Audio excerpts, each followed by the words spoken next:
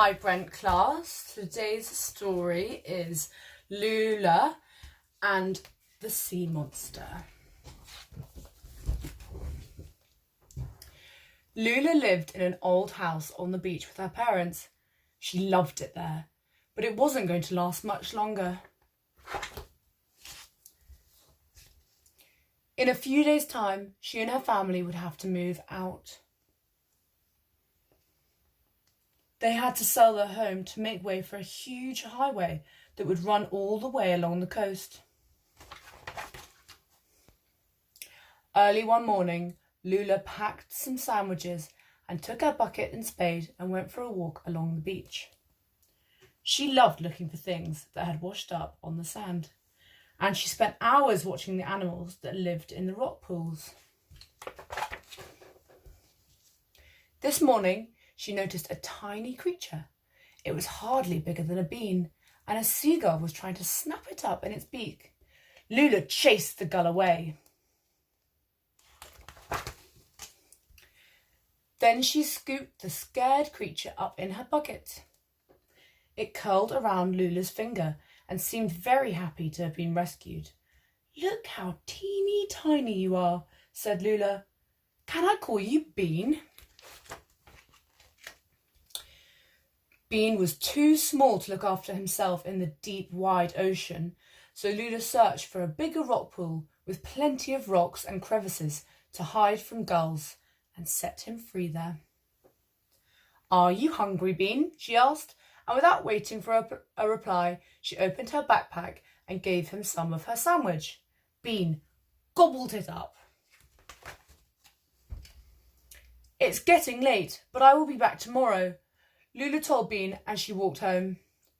Lula woke up early the next morning, made 3 extra sandwiches and hurried along the beach to see her friend. But it wasn't a tiny creature she found in the pool. No, Bean had grown overnight, and now the pool he was in was too small. Lula scooped him up in her bucket, though he hardly fitted, and dragged him to a larger pool. Very strong Lula is. Then she gave Bean all of the sandwiches she'd brought, even her own, and they played until sunset. The next day, Lula packed everything she could carry from the kitchen pantry. She stuffed it all in a bedsheet and dragged it along to the shore. And she found that Bean had grown even bigger. So Lula used the food she'd brought to lure him to an extra large rock pool, and then she fed him all of the things she'd brought. He ate everything. But as much as Lula loved Bean, she began to feel a terrible sadness. Just thinking about having to move house and leave Bean behind made Lula want to cry. So the next morning she didn't visit him. Instead, she stayed at home and packed her things. But by lunchtime, Lula had worked up the courage to see her friend, and carrying a box of soups and pickles and potatoes, she set off along the sand. To her surprise, Bean was not there in the pool where she'd left him. Lula couldn't find him anywhere. She sat beside the empty pool for ages.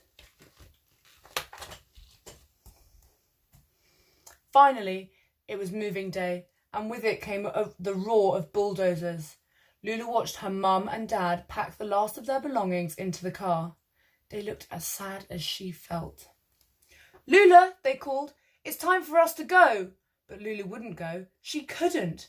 This was their home, and not just theirs. This stretch of beach was home to millions of little creatures far smaller than she was. So she marched down and stood in front of the bulldozers. "I'm not going anywhere," she shouted. The men in their bulldozers laughed. "I mean it," Lula yelled, but the bulldozers crept forward, puffing black smoke into the air. It was no use. Lula turned to get one last look at her house. And do you know what she saw? She saw her friend, bigger now than 10 elephants, curled around her home, the way he'd curled around her finger the first day they'd met. quite suddenly, the men in their bulldozers stopped laughing and turned around and raced away.